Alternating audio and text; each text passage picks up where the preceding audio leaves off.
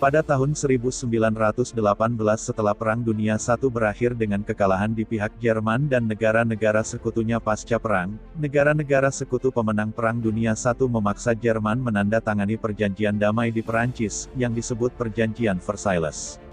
Dalam perjanjian damai tersebut, Jerman harus menyerahkan sebagian wilayahnya ke pihak sekutu. Bukan hanya itu, jumlah maksimal pasukan Jerman juga dibatasi dan Jerman dilarang menerapkan wajib militer serta memproduksi kendaraan militer.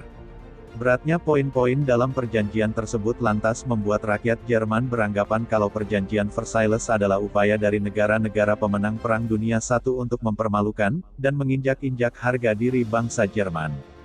Sementara itu di Jerman sendiri, kondisi internal negara tersebut sedang dilanda kekacauan. Sedikit mundur ke belakang, pada bulan November tahun 1918 yang juga merupakan bulan berakhirnya Perang Dunia I, Kekaisaran Jerman ditumbangkan oleh revolusi rakyat dan sistem pemerintahan Jerman berubah menjadi republik, yang dikenal sebagai Republik Weimar. Pemerintahan baru Jerman lalu dibentuk di mana kebanyakan merupakan anggota dari partai-partai politik berhaluan moderat. Namun, pemerintahan baru tersebut menuai penolakan dari golongan ekstrem kiri dan ekstrem kanan. Golongan ekstrem kiri ingin supaya Jerman berubah menjadi republik komunis, sementara golongan ekstrem kanan ingin supaya Jerman menjadi negara dengan gaya pemerintahan otoriter. Salah satu kelompok berhaluan ekstrem kanan yang muncul pada periode tersebut adalah Deutsche Arbeiterpartei atau DAP, Partai Pekerja Jerman, yang didirikan pada bulan Januari tahun 1919. Merasa curiga dengan aktivitas dan ideologi yang diusung DAP, pemerintah Jerman lalu mengutus salah satu kopral mudanya yang bernama Adolf Hitler untuk memata-matai aktivitas DAP. Namun semakin lama bergaul dalam aktivitas DAP, Hitler malah semakin tertarik dengan ide-ide partai tersebut sehingga ia pun memutuskan untuk menjadi anggota resmi dari DAP. Setahun kemudian, DAP mengubah namanya menjadi National Sozialistische Deutsche Arbeiterpartei atau NSDAP, Partai Pekerja Jerman Sosialis Nasional, atau yang biasa dikenal secara singkat sebagai Nazi. Tahun 1923, pasukan Prancis dan Belgia menginvasi kawasan industri Ruhr karena Jerman gagal membayar biaya ganti rugi perang tepat pada waktunya. Untuk mengatasinya, pemerintah Jerman lantas memerintahkan pencetakan uang sebanyak-banyaknya, kebijakan sembrono yang mengakibatkan perekonomian Jerman dilanda inflasi parah dan anjloknya nilai tukar mata uang Jerman terhadap mata uang asing.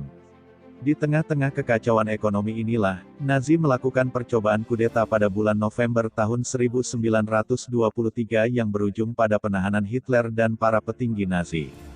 Bulan Desember tahun 1924 masa penahanan Hitler berakhir dan aktivitas Nazi kembali berlanjut.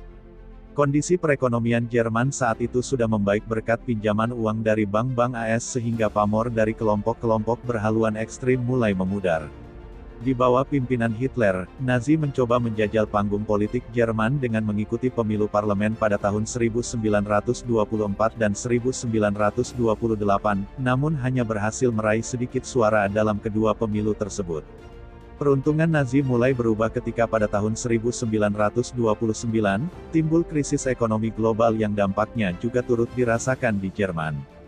Pengangguran membludak di mana-mana dan pamor dari partai-partai politik yang selama ini mendominasi panggung politik Jerman mulai menurun. Rakyat Jerman lantas melirik Nazi sebagai solusi atas masalah-masalah sosial mereka. Meroketnya popularitas Nazi bisa dilihat pada pemilu parlemen pada tahun 1930 di mana Nazi berhasil meraih 18,3% suara. 2 tahun kemudian, Jerman kembali menggelar pemilu parlemen dan perolehan suara Nazi meningkat menjadi 37,4% sehingga Nazi kini menjadi partai paling dominan di parlemen. Setahun kemudian, Paul von Hindenburg selaku Presiden Jerman mengangkat Hitler sebagai Kanselir Jerman. Awalnya Hindenburg menduga kalau popularitas Nazi selaku partai pengusung Hitler akan menurun, seiring dengan semakin membaiknya perekonomian Jerman. Sehingga Hitler nantinya menjadi mudah disetir oleh anggota-anggota pemerintahan yang lain. Namun dugaan tersebut belakangan terbukti sebagai dugaan yang salah besar. Tanggal 27 Februari tahun 1933, terjadi kebakaran yang menghanguskan gedung parlemen Jerman, Reichstag. Nazi lantas mengklaim kalau Kommunistische Partei Deutschlands, atau KPD Partai Komunis Jerman, berada di balik peristiwa kebakaran tersebut, karena saat kebakaran terjadi, salah satu anggota KPD yang bernama Marinus van der Lubbe ditemukan tidak jauh dari lokasi kejadian. Buntutnya, para anggota KPD pun ditangkap dan partai tersebut dinyatakan sebagai organisasi terlarang.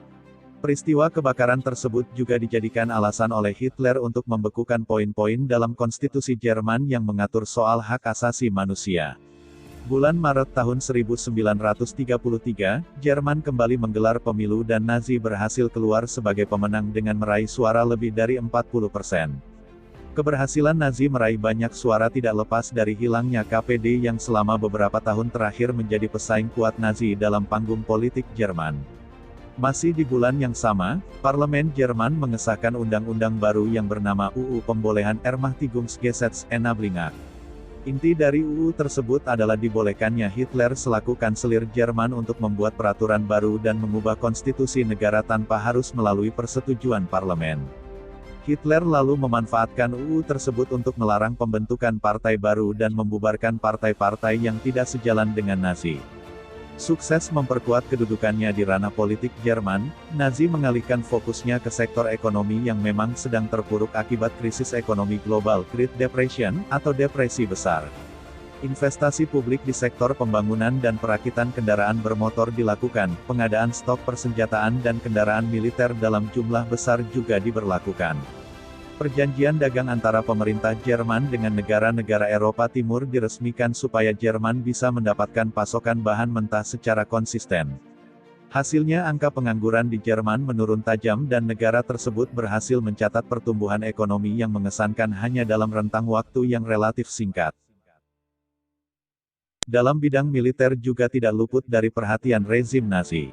Sebagai langkah awal, Angkatan Bersenjata Jerman diubah namanya menjadi Wehrmacht, atau Pasukan Pertahanan. Kebijakan wajib militer kembali diberlakukan sehingga jumlah personil militer Jerman membengkak. Divisi persenjataan berat, kapal selam, dan Angkatan Udara kembali dihidupkan. Industri-industri penghasil kebutuhan militer digenjot aktivitas produksinya. Tindakan Jerman memperkuat militernya sebenarnya bertentangan dengan isi dari Perjanjian Versailles.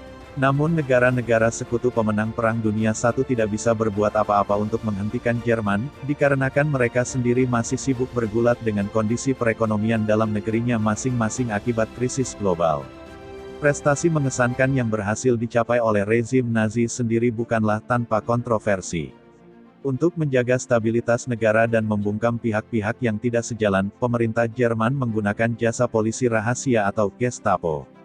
Propaganda bahwa penduduk Jerman adalah ras unggul yang harus dijaga kemurniannya dikumandangkan sebagai tindak lanjut atas propaganda rasialis tersebut. Pada tahun 1935 pemerintah Jerman mengeluarkan Peraturan Nuremberg yang mengekang hak-hak kaum Yahudi, kaum yang oleh rezim Nazi dianggap sebagai penyebab utama krisis ekonomi Jerman di masa lalu. Adapun selain kaum Yahudi, Nazi juga menganggap etnis Gypsy, Slav Polandia, kaum homoseksual, dan orang-orang cacat sebagai golongan kelas bawah yang harus disingkirkan. Sukses memajukan situasi dalam negeri, pemerintah Jerman kini mengalihkan pandangannya keluar. Selain berambisi mendapatkan kembali teritorinya yang hilang seusai Perang Dunia I, pemerintah Jerman juga berencana menambah luas wilayahnya supaya bisa menyediakan lahan kosong yang kelak bisa ditempati oleh rakyat Jerman. Demi mewujudkan ambisi tersebut, Jerman pun mengirimkan pasukannya ke Rhineland pada tahun 1936, Austria tahun 1938, dan Cekoslovakia pada tahun 1939.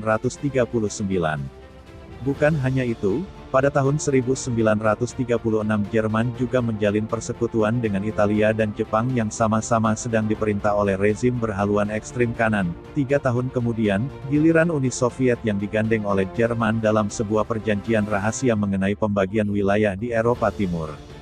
Tanggal 1 September tahun 1939, pasukan Jerman melakukan serangan kilat ke Polandia sekaligus mengawali pecahnya Perang Dunia II.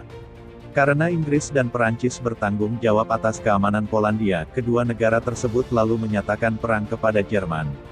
Setahun kemudian atau tepatnya bulan April tahun 1940, giliran Denmark dan Norwegia yang dicaplok oleh Jerman.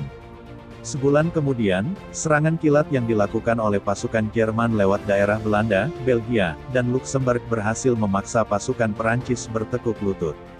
Bulan Juli tahun 1940, pasukan Jerman memulai serangan udara besar-besaran di atas tanah Inggris. Pada bulan November tahun 1940, jumlah sekutu Jerman bertambah setelah Jerman berhasil menggandeng Hungaria dan Rumania untuk bergabung ke dalam blok poros, atau Axis Bloc, lawan dari blok sekutu yang salah satu anggotanya adalah Jerman sendiri. Sukses menguasai sebagian besar Eropa Barat dan bersekutu dengan beberapa negara Balkan, Jerman berencana melakukan invasi mendadak ke Uni Soviet.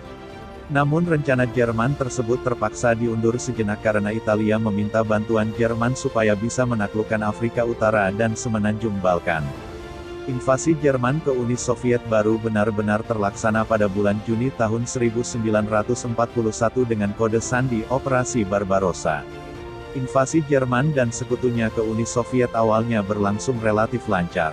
Wilayah-wilayah Uni Soviet yang dilalui oleh pasukan blok poros berhasil dikuasai dengan cepat. Namun memasuki bulan Desember tahun 1941, kombinasi dari musim dingin yang berat dan serangan balik pasukan Uni Soviet berhasil menghentikan pergerakan pasukan poros ke arah ibu kota Moskow. Masih di bulan yang sama, musuh yang harus dihadapi oleh Jerman dalam Perang Dunia II bertambah satu lagi setelah Jepang melakukan bom besar-besaran ke pangkalan militer Amerika di Pearl Harbor, sehingga Amerika ikut terseret ke dalam konflik.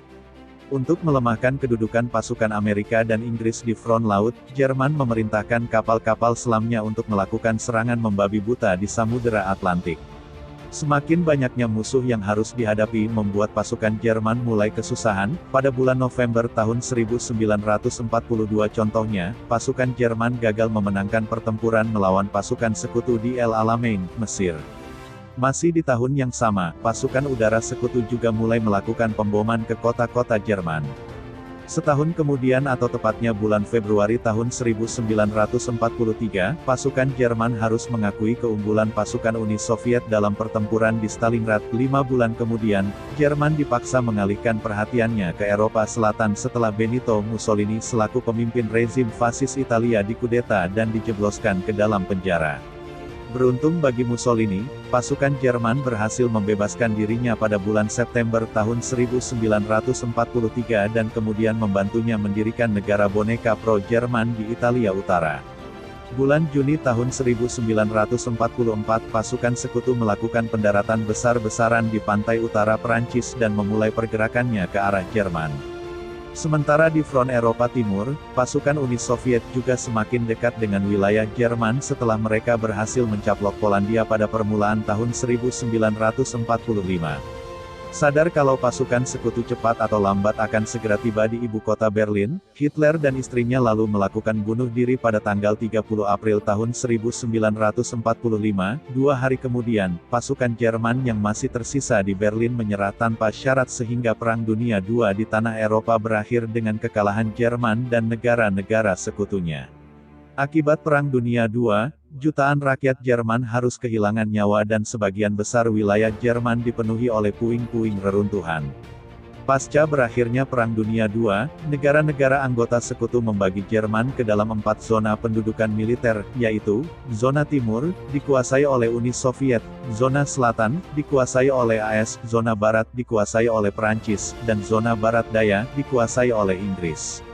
Upaya pembersihan jejak Nazi di tanah Jerman tersebut dilakukan oleh keempat negara tadi. Partai Nazi dibubarkan dan ditetapkan sebagai organisasi terlarang. Benda-benda yang mengandung unsur Nazi dihancurkan atau ditarik dari ruang publik. Para petinggi Nazi ditangkap dan diadili di kota Nuremberg atas tuduhan kejahatan perang. Total, ada 24 petinggi Nazi yang diadili di Nuremberg di mana 12 diantaranya menerima vonis hukuman mati. Adanya perbedaan kepentingan membuat negara-negara sekutu yang menduduki wilayah Jerman mulai terlibat silang pendapat. Awalnya, negara-negara barat menyatukan zona-zona pendudukan miliknya dan menjalankan sistem ekonomi liberal di zona hasil penyatuan tersebut. Namun Uni Soviet mengecam tindakan negara-negara barat tersebut dan kemudian melakukan blokade militer di sekitar Berlin pada bulan Juni tahun 1949 sehingga rakyat Berlin terancam kelaparan. Tidak mau kalah dengan gertakan Soviet, negara-negara Barat lalu mengirimkan bantuan makanan dan bahan bakar ke rakyat Berlin via parasut secara berkala. 11 bulan berlalu Uni Soviet akhirnya melunak dan setuju untuk menghentikan blokade militernya. Bulan Mei tahun 1949, negara-negara Barat setuju untuk membiarkan zona-zona pendudukannya menyatu menjadi negara baru dengan nama resmi, Republik Federal Jerman, biasa dikenal sebagai Jerman Barat. 5 bulan kemudian, Uni Soviet membiarkan zona pendudukannya berubah menjadi negara baru dengan nama resmi, Republik Demokratik Jerman, biasa dikenal sebagai Jerman Timur. Dalam perjalanannya, Jerman Barat nantinya berhasil mengungguli Jerman Timur dalam hal kemakmuran dan keterbukaan politik sehingga banyak rakyat Jerman Timur yang melarikan diri ke Jerman Barat. Untuk mengatasi hal itu, pemerintah Jerman Timur membangun tembok pemisah yang dikenal dengan Tembok Berlin pada tahun 1961.